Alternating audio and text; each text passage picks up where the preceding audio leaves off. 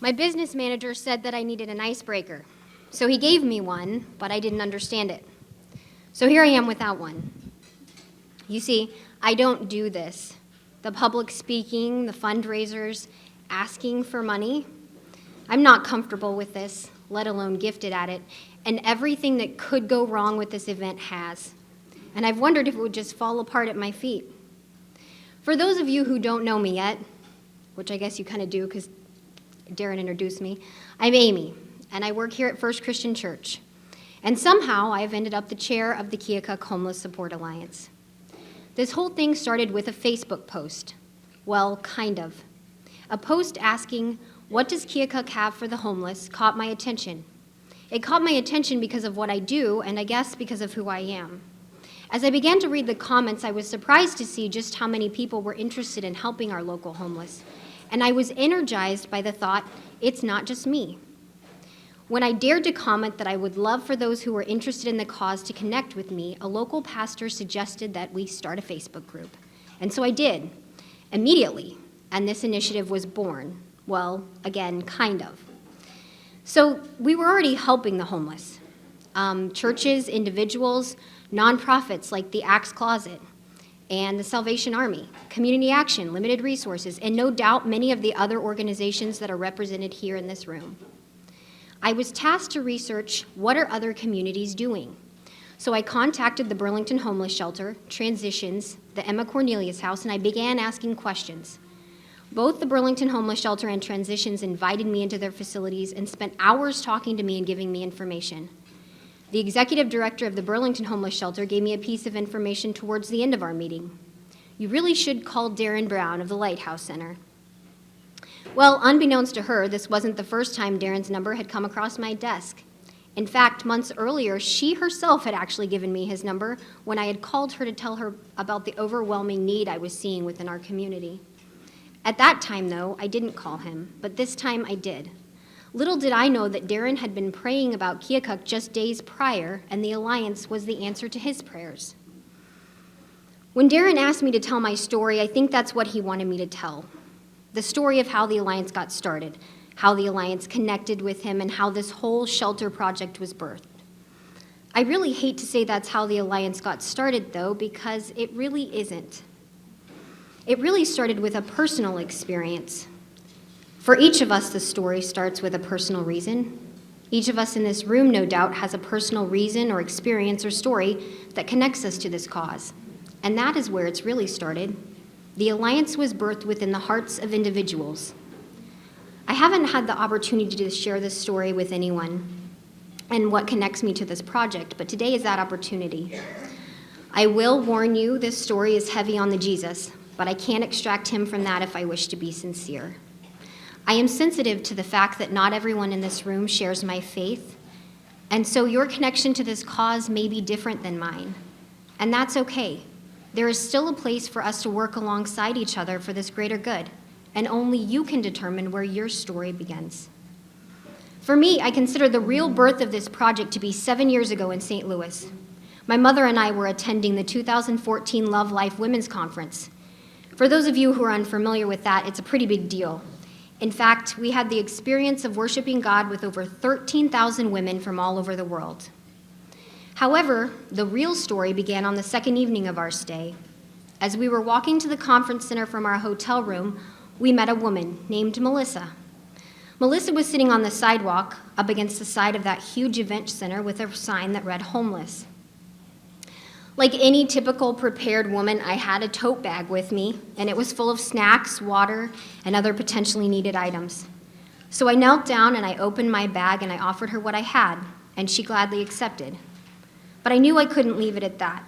I told her my name and I introduced her to my mother and I explained why we were in town. And then I asked if she would like to share with me in a prayer. She seemed surprised but agreed. I reached out my hands and took hers in mine, and at that moment something shifted. But not just in her, but in me too. Maybe because you could see the stained smudges on her hands or the dirt that had accumulated under her nails. I guess I don't know, but to tell you the truth, I was a little surprised too. As I began to pray for Melissa, I suddenly felt as if I knew how to pray for her, and love just seemed to flow amongst us in a way that I can't explain. When I finished praying with her, I told her how much God loved her, and then I got up and went on to continue with my mother to the entrance of the building. My mom began talking to me about anything and everything, but I couldn't even hear her. I had developed this gnawing feeling that I needed to go back to Melissa. I began to pray and have some words with God, or I guess you could call it internal dialogue. So I began to ask, what is it? What more can I really do for her? I felt this nudging ever so clearly. Do you really want to show her God's love? Maybe you should go back, invite her with you, get her a ticket, sit with her, treat her like you would a dear friend. A feeling of discomfort and resistance began to creep over me, and the thoughts raced through my head. What if that's uncomfortable for me or my mom? What if she rejects me and I look foolish? Plus, how am I going to afford the extra ticket? I didn't budget for that. Then came the resounding feeling, and one I often get, Amy, get over yourself. By this time, my mother and I were approaching the entrance, and I stopped short of the doors. My mother asked, "What's wrong?" At this point, she had to realize I hadn't heard a word of what she had said. I explained her the prompting that I was feeling, and her questions were similar to mine. Can you afford that? My answer was probably not. These tickets hadn't been cheap, and I was on a fixed amount of what I could spend. So we headed back towards Melissa. When we reached her, she seemed a little shocked to see us back. Once again, I knelt down, and I asked her if she would be interested in attending and eating with us. She was stunned by my question, and I will never forget what she said next. I just couldn't. I'm so dirty.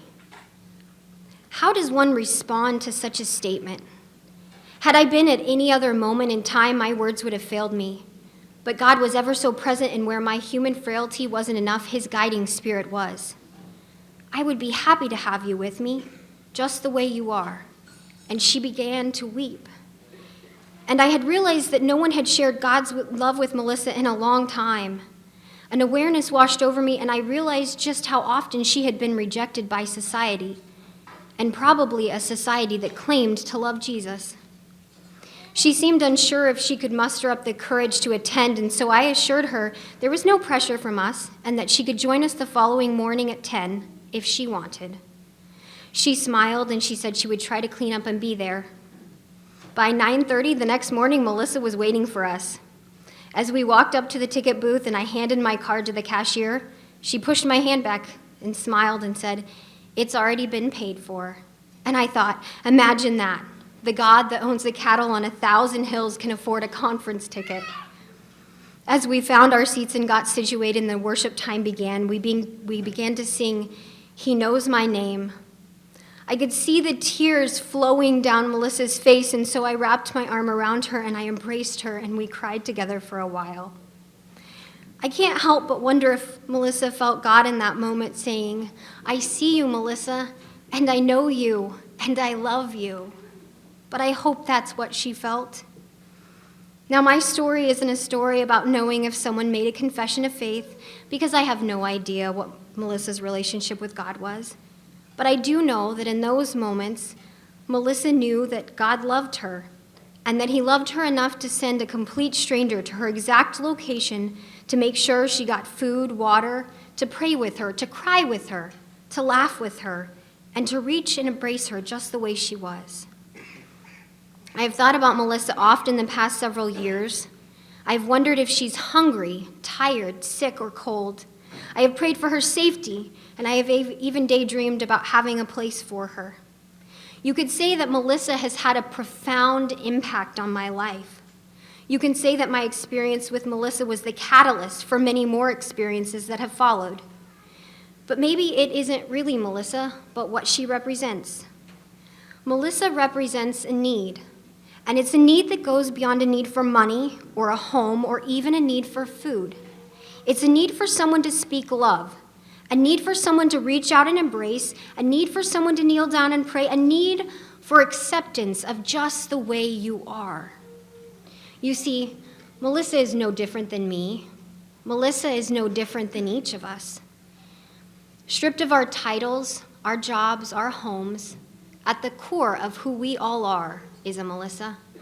At the core of each of us is a need to experience deep love, acceptance, and connection. Reduced to our simplest of forms, we all need a Savior. This is the real story of where a vision is birthed, not how something gets started or who makes calls or what positions you have on a committee. A vision is birthed in our hearts. It begins with us. It begins with my story. It begins with your stories. 3 years after the experience with Melissa, in 2017, my connection to this cause deepened. My children and I spent 3 months living in a shelter. There were people speaking love and hope into our lives, and we made meaningful connections at that shelter that we still talk about to this day. Bryant Stevenson is the founder and director of the Equal Justice Initiative and is a public interest lawyer. Public interest attorneys work for the public interest and not for profit. They are pro bono. In his 2012 TED Talk, "We Need to Talk About an Injustice," Stevenson is quoted as saying, "Ultimately, you judge the character of a society not by how they treat the rich, powerful, and privileged, but by how they treat the poor, condemned, and incarcerated." Stevenson's words are a powerful echo of Jesus' warning in Matthew 25. "I was a stranger, and you did not invite me in. I needed clothes, and you did not clothe me. I was sick and in prison, and you did not look after me." They asked, "Lord, when did we see you hungry or thirsty or a stranger or needing clothes or sick and in prison and didn't help you?" He replied, "Truly, I tell you, whatever you did not do for one of the least of these, you did not do it for me." And the least of these are all around us.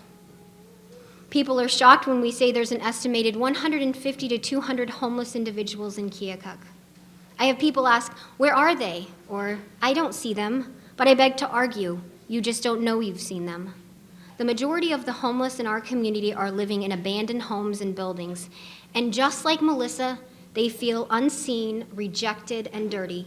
They feel embarrassed and ashamed to enter our houses of worship and businesses because they have been turned away and rejected before. I believe that love, hope, and connection are transforming. I believe that each of us doing our parts will begin to see rehabilitation and lives rebuilt. I believe that we will see people getting sober. I believe that we will see hopeless situations turn into hopeful ones. I believe that when we accept people, they can truly begin to accept themselves. This all starts with simple, basic acts of dignity. It starts with a bottle of water, a meal, a prayer, an embrace. Or maybe it starts with writing a check or bidding on a basket. Maybe it starts with someone helping someone acquire their ID or food stamps or Medicaid. Maybe it's a ride to the other side of town so they don't have to walk in the cold. Having a shelter allows us to speak love in a way that we haven't been able to in recent years. One of my all-time favorite quotes is from Thomas Merton, the late writer and Trappist monk. "Our job is to love others without stopping to inquire whether or not they are worthy. That is not our business, and in fact, it's nobody's business. What we are asked to do is love, and this love itself will render both ourselves and our neighbors worthy." I will end with this question. So what is your story? What connects you to this cause? And what are you going to do about it?